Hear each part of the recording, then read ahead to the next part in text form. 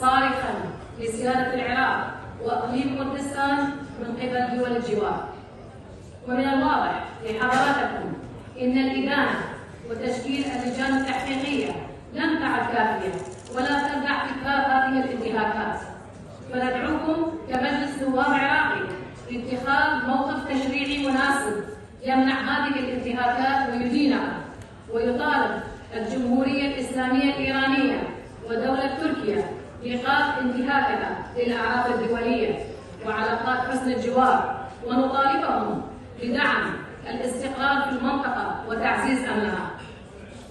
وكذلك نطالب باستضافة السلطة التنفيذية وتواجدهم في يوم الثلاثاء المصادف 22 نوفمبر 2022 في الجلسة الخاصة عن الخروقات والاعتداءات المتكررة على سيادة العراق.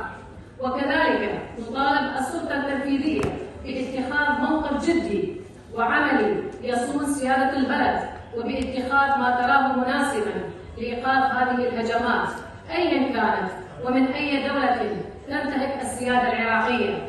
وكذلك نطالب المجتمع الدولي بتزويد العراق بمنظومات دفاع جوي لردع هذه الهجمات. وكذلك نطالب الأمم المتحدة إلى اتخاذ موقف واضح وصريح اتجاه هذه الاعتداءات الإيرانية والتركية المتكررة.